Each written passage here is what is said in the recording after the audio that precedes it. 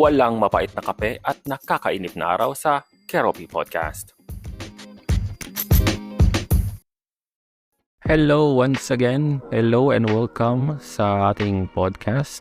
A new episode na naman po tayo. This is Keroppi of Keroppi Cafe.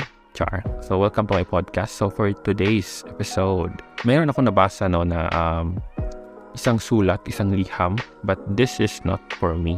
Okay? Nabasa ko siya sa isang sikat na tabloid here in Cebu. So, babasahin ko yon, and then, kasi that parang sulat is like he or she is asking for some advice, no? So, kunwari, mag-advise din tayo since wala namang susulat sa atin. But if you want, you can actually do so by just, I will put the link in the description kung paano kayo, if you want to have some advice, no, char. Tumatanggap na po tayo ng suliran. Is that suliran ba in Tagalog? I forgot. Anyway, let's start na reading the Keneso.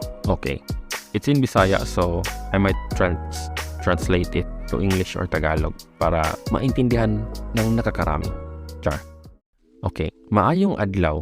Taod-taod na unta kong magpatambag nimo, pero karon lang ko nin lugar kay misamot na ko kalibog. So, wait lang. Babae ba siya? Babae siya. Her name is Helen. Ganon. Helen na lang tawag natin. So, she said, so of course, she greeted, sabi niya, and then, you haven't had a chance to send a letter to ask for advice up until she reached the point na she's confused. Kalibog. In Tagalog, ibang usapan yan. Pero in Bisaya, kalibog or libog is confused. Okay? Ako di ay si Helen, but di na ako ni real name. Good thing. So, she said, my name is Helen, but that's not my real name. Single ko, but doon na ko'y live-in partner o doon na mi anak. She's single, but she is with a domestic partner and with a child. Wa man ko'y problema sa akong partner kay di siya palikero pero tapulan. She doesn't have any problems on her partner, but he is tapulan, lazy, tama ba? Or indolent. Ako ang grabing kayod kay siya kontento ra sa iyang pagka-construction worker nga maayo lang og naaula.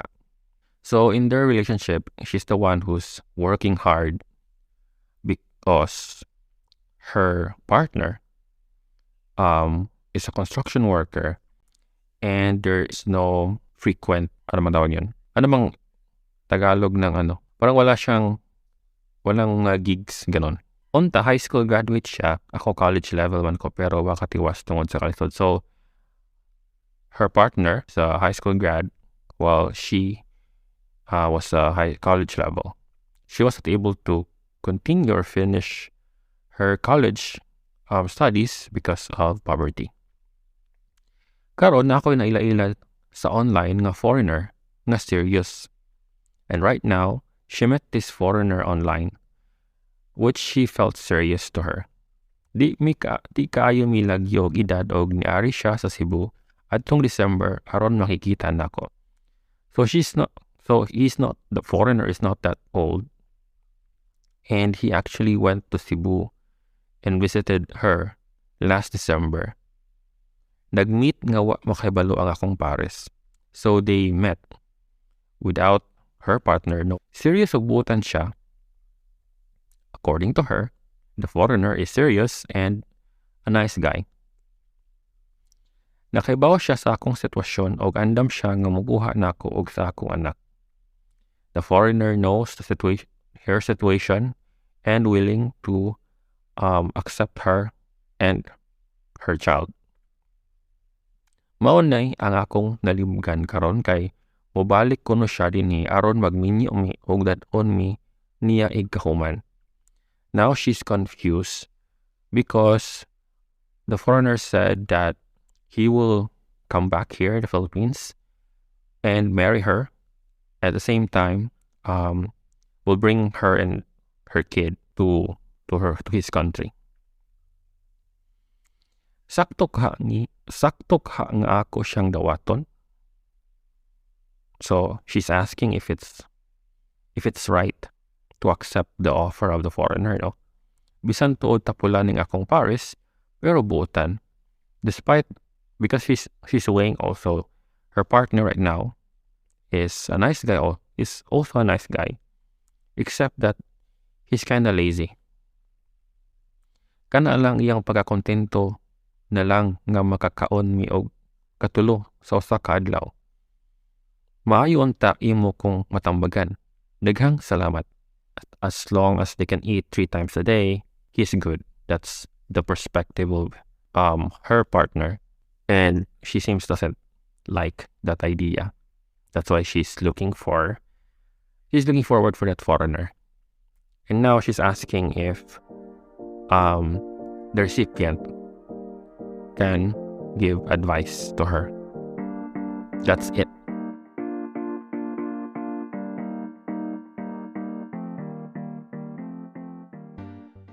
Ayun, so grabe yung ating pagta-translate to, no?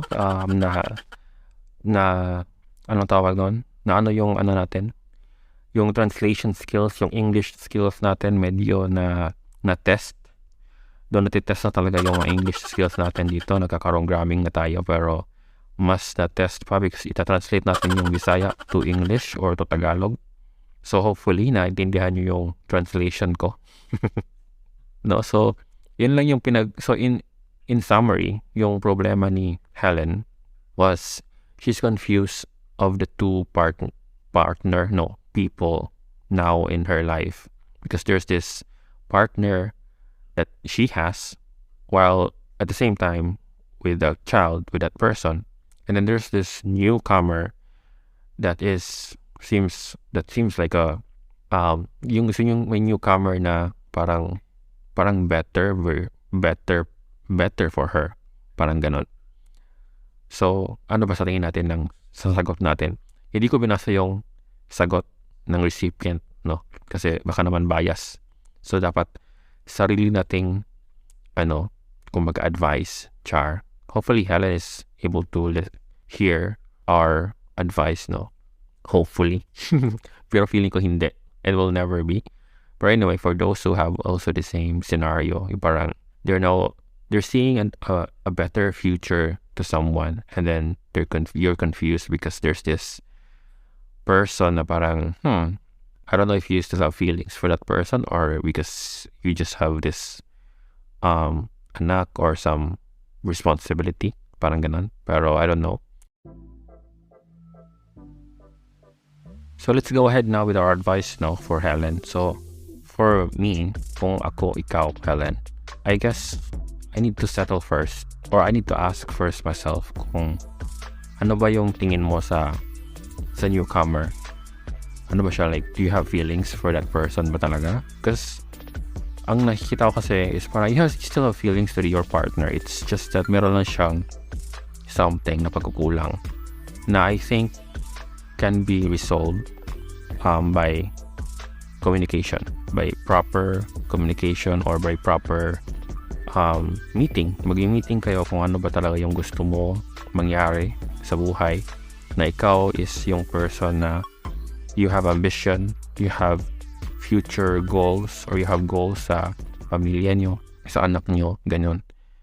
And then baka kasi kailangan lang din ng person, yung partner mo, ng siguro parang wake up call or something, or parang parang you're being parang stagnant ka na, parang ganun, parang happy ka na lang sa ganitong situation, parang you're not looking forward for a bigger version of yourself and for your family. Alam mo yun, yung mga ganun. So remind him about it, and then baka kasi yun lang yung kailangan, instead of just directly jumping to another person because you thought na or you think na this person is better for you, kasi you don't know pa man that person. It's too early pa naman siguro. You just met this person online, tapos nakita nga kayo siguro like once or twice or thrice, pero you've never seen pa this person in a deeper level, diba? Parang you've never, versus your partner na you've been together na siguro for maybe a couple of years since you already have a child, diba? So and then yun, parang nabuo yun, yung partner mo, nabuo yung relationship nyo in a, siguro let's just say better way or parang in a natural way. Tapos, versus yung second, yung newcomer, it's just because you're not happy with your current partner because of, di ba, yung kanyang pagiging tamad. Which I guess, masasolusyonan rin naman niya yun. So, kailangan niya lang ng inspiration or more inspiration, ganun, or siguro, bring him sa ambition mo. Parang, encourage him to be ambitious also. And same kayo ng ambition sa buhay. Alam mo yun. Kasi may anak na kasi kayo eh. Diba? Parang it's difficult for the child to parang separate na yung, wala na, you're just domestic partners, hindi na magkasal, so parang technically you're safe. Parang it's okay, pero it's not okay for the child nga lang kasi, kasi madadala niya yun sa, madadala niya yun sa paglaki niya. And whatever happened right now sa kanya is magiging part na yan ng kanyang buhay at kanyang mindset in the future. So we don't know. We don't know what will be the cause of it to the child. Kung ano yung magiging perception niya sa buhay, ganyan. So try to protect it as long as you can. Kasi mababaw lang naman yung mo eh. Yung parang reason mo why you're not into your partner. Na hindi naman sabi mo nga mabait naman yung partner mo. Maliban lang sa pagiging tamad. Or you tag it as tamad because yun lang yung opportunity niya and he's not looking for another opportunity. Diba? You mentioned na high school graduate lang. So let's face it naman na pag high school graduate ka, nowadays, it's really difficult to find a job, no? So, pag construction worker lang, parang kaya niya. Challenge him na lang. Kasi yun lang yung kailangan niya.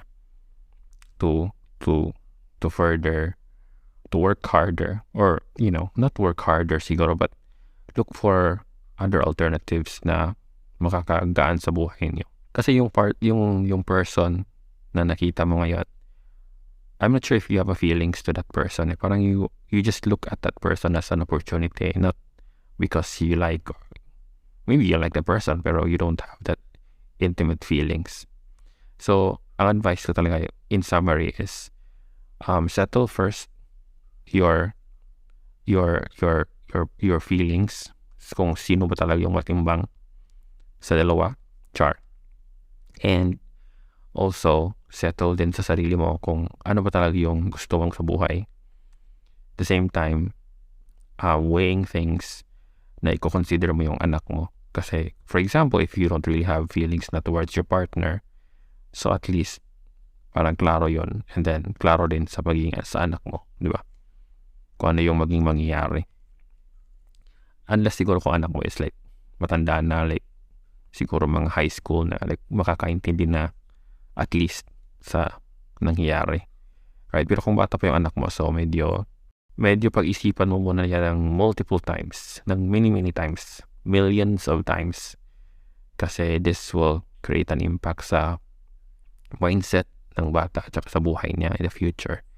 It's not just you kasi siguro yun lang yung isipin mo lang mabuti ng million times kung ganun. Kasi yun nga sabi ko, medyo mababaw lang yung dahilan ng bakit hindi mo na gusto yung partner mo, yung current partner mo because of katamaran lang. Hindi naman siya yung tipong binubugbog ka or parang inaabuso ka. Siguro kung mga ganong eksena, siguro yun, I would advise na yes, go for that newcomer. Parang this may be, parang sent from God. Diba? Pero parang as of now, based sa situation mo, parang hindi naman siya sent from the heavens. More of, sent from the heaven pa rin, but more of a challenge lang. Medyo, i-challenge lang yung pagiging faith mo sa partner mo, sa sarili mo, sa anak mo, ganun. Kasi, again, you don't know that person pa if that person is really serious to you. Baka kasi, hindi lang ikaw ang sinabihan nun, kasi 3 kayo, 5 kayo, tapos, pag uwi niya, kung sino lang yung convenient na magsisay yes, mauunang magsay yes, then yun, parang ganun. And then, wala pala talaga baka wala siyang trabaho doon, baka tama din siya, diba? Parang pagkitang tao niya lang yun. sa'yo kasi syempre, di ba, parang naliligaw siya sa'yo. So, ganun talaga. Baka magsisi ka lang sa huli. So, better, isipin mo mabuti kung ano yung mga desisyon mo sa buhay. Helen. Okay? Parang yun lang. Walang kwenta yung advice ko, pero hopefully, na-gets mo.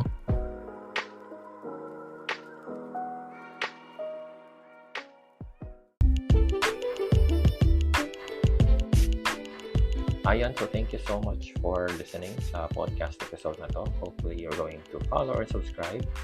I will be posting mostly my podcast every Thursday and Sunday. And so, again, this is Ropi, and thank you, and see you on my next episode. Bye.